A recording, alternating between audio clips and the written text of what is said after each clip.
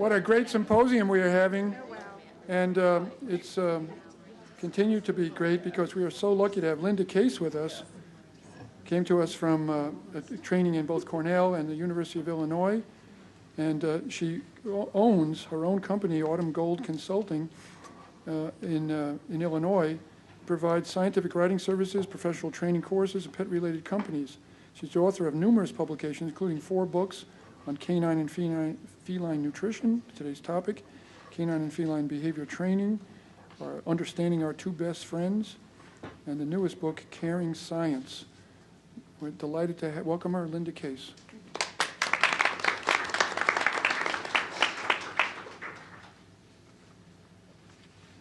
Thank you, Dr. Noonan. First, I'd like to thank Dr. Noonan, the Gress family, and Canisius College for inviting me. I should share that I grew up in the Buffalo area.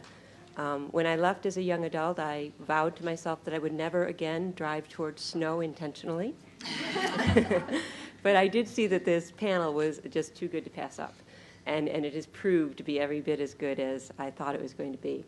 It's been a great experience being here, hearing all of the shelter experience today, yesterday hearing about wildcats, and I think now we're going to change things up a little bit and talk about cats in homes and cat health and nutrition. So I get to start the afternoon off talking about nutrition, and specifically what I want to talk about, and get this thing to work, are the nutritional idiosyncrasies of the domestic cat.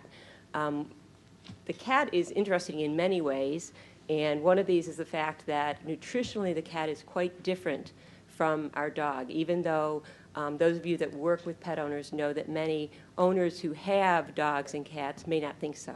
They may think that they can feed their dog and their cat very similarly. So Dr. Serpell referred to the cat as the new dog. I like to refer to the cat as our other best friend. We now know that the cat outnumbers dogs as pets, depending upon what statistic you listen to. The AVMA, the recent AVMA statistics are a little bit lower, but the most recent APPA is saying somewhere around 86 million cats, about 78 million dogs. And of course, the other thing that's interesting about those statistics is the fact that more homes have more than one cat. We also know from some studies that have been done that cat owners appreciate their cat for his or her uniqueness, is that many cat owners do recognize the difference between their dog and their cat behaviorally. They do not anymore anyway tend to treat their cat as a little dog, and they appreciate the cat's independence, the cat's aloofness, and I don't like to use the word the cat's lack of social behavior because the cat is social, but in different ways than the dog. But people do consider the different type of social nature of the cat and the way that they appreciate their cat. But do they appreciate the differences in nutrition? This is what happens when dogs eat too much. And most of you, including myself, probably have such a dog. Dogs are considered scavenging predators, if you will. If they can't catch it and eat it, they'll just find it and eat it. And if they eat it, a lot of it, then that's all the better day for them. We could contrast this to our cats, where they truly have earned that label of finicky eater. And the reason for this actually has its basis in evolutionary history as an obligate carnivore. We also need to consider when we talk about the cat's nutrition is the relationship that cats have with their owner. I think that Dr. Scarlett mentioned it earlier in her talk, is that food is love. We had a conversation about this at dinner last night, is that even though we all think of nutrition as a science, and it certainly is a hard science that we can measure nutrient requirements, actually the feeding interaction between an owner and their pet is something a little more fuzzy than science, and we have to consider that because no matter how good we make a diet, the owner still has to feed it, and they still have to feel good about it. The other reason I like this slide is that I want to talk a little bit about how the feeding situation has changed for our cats. Traditionally, cats, and Dr. Serpell talked about this earlier today, traditionally we had 2 myths about the cat. One was that cats were non-social or asocial, so if you had a cat, you just had to have one. The second myth was that cats and dogs don't get along. And Julie dispelled that myth really well for us earlier today. So this idea of one owner bonded to her cat is a little bit a thing of the past. This is more normal today. And this type of relationship between two cats is probably about as good as it's going to get. But you can have two cats that get along but don't necessarily sleep like this. So many people have two cats. Some people count those cats. Some people have more than two cats. And again, if you have a situation where your cats all sleep together like a big cat lump on your bed, that's great. Many times cats can interact in a home. They may not necessarily get along, but they may not necessarily sleep together, rather, but they may get along just fine or not. But the point is, all these cats need to be fed. And the way that we set up feeding environments is as much about their nutrition as the nutrients themselves. So we know that cats are not dogs. The two primary differences that I want to talk about today are the fact that dogs are omnivores in terms of how we think of their nutrient requirements. Nutritionists fight over this daily, if dogs should be classified as omnivores or carnivores. But in terms of their nutrient requirements, dogs can survive on a varied diet. They can actually survive quite well even on a vegetarian diet. And they also are scavengers. They will eat pretty much anything they find. So they are much more generalist in their feeding behavior and in their nutrient needs than cats. As we learned yesterday from Dr. Mendel, cats are obligate carnivores. So that is really the basis of the metabolic differences between their nutrient needs. And on the feeding side of things, the behavioral side, we know that dogs are highly social and that impacts their feeding behavior in ways that we don't see social behavior impacting cats' feeding behavior. Cats are generally solitary eaters or feeders, but that doesn't mean that they can't adapt well to group feeding situations. We just have to be aware that they're not going to show some of the same feeding differences than dogs do. So we're going to concentrate on those two areas. So as an obligate carnivore, there are anatomic adaptations the cat has, and again, Dr. Mendel covered those very nicely yesterday, so I'm not going to address those. So the two areas I'm going to address are the nutrient requirement adaptations of the cat and their feeding behaviors. The most important is the fact that cats have a higher protein requirement than dogs. In fact, when this was first discovered, we wondered why. Why would the cats have an unusually high protein requirement? It depends on how you look at this requirement, but we can look at it as a percent of the calories that an animal needs per day. And we know that an adult cat needs about 23%, a minimum, of their calories to come from protein, and a growing kitten is going to have a higher need, like all animals do during growth, is going to need about 26% of their calories. You can compare this to the dog, which is about 18 and 22, the differences. So the dog is substantially lower in terms of its protein requirement when compared with the cat. So when we first discovered this, there were questions of, well, why is it, and how can we study it, how can we discover what the reasons behind the cat's higher protein requirement is. The first theory was that perhaps the cat had a much higher need for protein during growth. In other words, a higher proportion of the cat's needs during growth were needed for tissue accretion than the dog or than other species. But that really didn't turn out to be the case because the adult cat has a relatively high protein requirement as well. So that was kind of taken off the table very early on. The second theory was that perhaps the cat has a unique or unusual amino acid requirement. Perhaps they need an unusual amount of one or more amino acids, essential amino acids, or perhaps they have a unique requirement. And indeed, we found that to be the case. Most of you that are cat owners know that the cat has a unique requirement, dietary requirement for its taurine, which is a sulfur amino acid. It's needed for heart health and eye health specifically. And it only comes from animal tissues. As we'll notice, when we see these unique requirements of the cat, many of them have to do with an animal that has been adapted to a diet that always has some type of animal protein in it. They never had the selective pressure to have to obtain nutrients from plant sources, so it just didn't happen. Arginine is kind of interesting. It's an essential amino acid that dogs and cats, and actually all mammals, require. The cat is unusual, however, in that, and to my knowledge, this is the only nutrient this is true for. If you feed the cat arginine, It's an essential amino acid for all mammals, but what's interesting about the cat is that if you feed the cat a purified diet, because that's the only way you can get an arginine-deficient diet, arginines in all proteins, the cat will actually become sick from ammonia toxicity and actually die within 48 hours.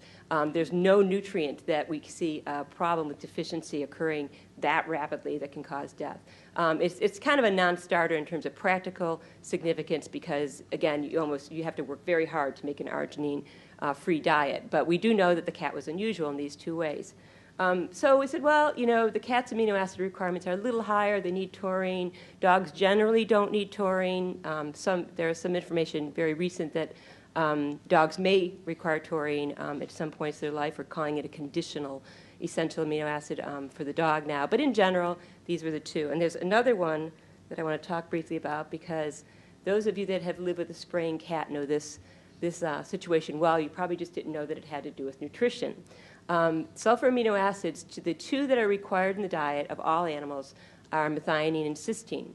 The cat does something special. The cat does a lot of things special with its food and its nutrient. It produces a compound called felinine from these sulfur amino acids, and as a result, the cat has a slightly higher sulfur amino acid requirement than the dog and than most other mammals. Still, it's not dramatically high. And what this felinine does is it's excreted, it's synthesized in the kidney, and it's excreted in the urine. And when it starts to break down, remember it has sulfur in it, it's what gives sprayed urine that very pungent odor that we all know and love so well. We also know that tomcats have substantially higher levels of felinine in their urine than either neuter toms or females. So that's another reason why a spraying tom is going to make your life particularly miserable. Altogether, though, those amino acid requirements still did not completely account for this unusual high protein requirement. And what we found out was there's actually a metabolic cause. The way I like to think about this is that the cat burns protein, really burns amino acids at a high and fixed rate. And what this means is that if you're an animal that's been adapted to eating a lot of protein all the time in a bolus, you have to be able to metabolize that protein or those amino acids pretty quickly and at a high rate. And this fixed rate appears to be because, again, there's been no selective pressure to change it. When you feed a dog a low-protein diet, they'll slow down the rate of metabolism of amino acids in the liver accordingly so that they can basically live on a lower protein diet and not have to start to tear down lean body tissue to survive. For what this means for the cat, though, is that the cat is very intolerant of, in terms of health, a low-protein diet. So there's a metabolic cause for this high protein requirement. And what it means is, here's that obligate word again, the cat is obligated to consume a high level of dietary protein. And one of the reasons I use this particular example is I think it's a good example of how science works at its best to teach us something. We found out, the cat has a high protein requirement. Why is that? There were three main theories, plink, plink, plink.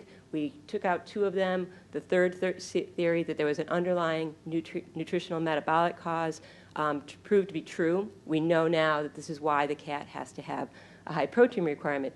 The reason I think this is so important is that a great deal about how we feed dogs and cats, a great deal about how owners feel about nutrition today does not have anything to do with science. It has more to do with caretaking and love, and oftentimes that obscures what we know about science, and we make bad decisions because of that. So this is science at its best, showing us what the cat needs and why the cat needs it.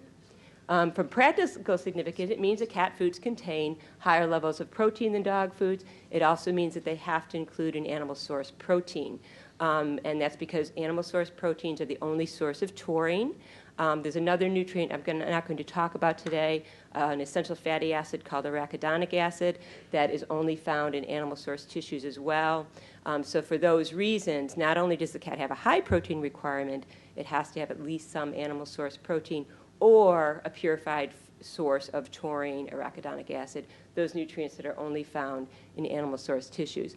For those of you that live with dogs and cats, This is important because protein's highly palatable. It's very tasty to dogs and cats, so dogs will understandably then dive for the cat food before their own food, and that may leave the cat without any food to eat if you're not careful in your management practices. I also want to talk about cats and carbs, and this is, again, I tried to pick selections that were relevant to today, and as many of you know, grain-free diets and low-carb diets, which are essentially two different things, but grain-free diets and low-carb diets are very popular. Because the cat has a high protein requirement, this actually does impact their need or lack thereof for carbohydrate, for starch in their diet. We know for certain the cat has little, probably no need for starch or carbohydrate in their diet. Again, if you look at their evolutionary history, an animal that survives primarily on small mice and voles is not getting much carb. They're just getting the glycogen that's in the liver of the animal they eat, and that's about it. What this means, too, is that this high protein requirement, some of those amino acids are used to produce glucose that's needed to maintain blood glucose levels. The cat does that very well. Some species, including humans, if we go on a completely carb-free diet, we go into a ketotic state, we don't feel so good, we feel a little nauseous, it's probably not the healthiest way to eat. That does not happen to cats. The practical significance has to do with how we're feeding our cats. This doesn't necessarily mean that a high-carb diet is going to hurt a cat, but what we do have evidence of is that for cats who are diabetic and for cats who are overweight, a low-carb diet, or certainly a wet diet that has very little carbs in it, is probably a better solution to both losing weight and to maintaining blood glucose levels for diabetic cats. So it has very practical significance for health. It certainly has some practical significance in how we're formulating and selling and marketing many of the cat foods today. How much do cats drink? This is the third idiosyncrasy I want to talk about for this class, again, because for this group, because again, it's something that I think has some relevance to us today of how we're thinking about our cats' health. We know a few things about cats. They were adapted to obtain almost all of their water needs from their prey. Cats' primary prey are mice and voles, which are about 70% water. And if you want a little tidbit to share at your next cocktail party, you can tell people that a typical field mouse has about 35 calories in it. So what that means is that when cats hunt, they hunt frequently throughout the day. They're not like the lions that we saw yesterday. They don't just hunt once and gorge. They hunt frequently throughout the day. That means they eat multiple small meals throughout the day. So voluntarily, one, because they evolved from a more desert-dwelling animal, and because of the type of hunter they were, they voluntarily consume very little water compared with dogs. There was a fascinating study several years ago showing that when cats were fed a dry diet and given many sources of free access to water, and they looked at water balance in those cats compared with cats that were fed a wet diet that contained about 70% water, the cats that were fed the wet diet maintained water balance better than the cats that were fed the dry and given free access to water. So what that means is the cats getting the dry food were unable to, or at least they didn't feel the need or the drive to consume enough water to basically keep themselves in good water balance. So this means that cats fed only dry diets may not consume adequate water, and we need to be thinking about that when we feed them. So let's move on to feeding behavior.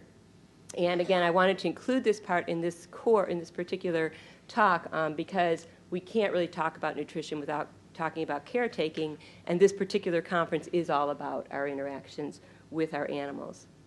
For the cat, when we look at cats' feeding behavior, we have to consider their normal predatory behavior.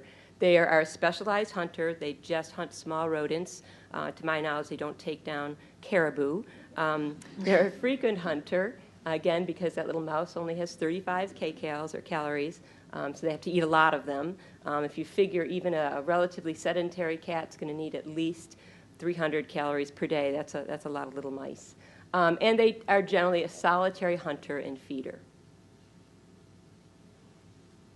So what this means for our domestic cat is most cats are nibblers or prefer to be nibblers. And that means that they will, if given the option, will consume frequent, very small meals, and that's throughout the day. And in fact, if we give them the option, it's throughout a 24-hour period.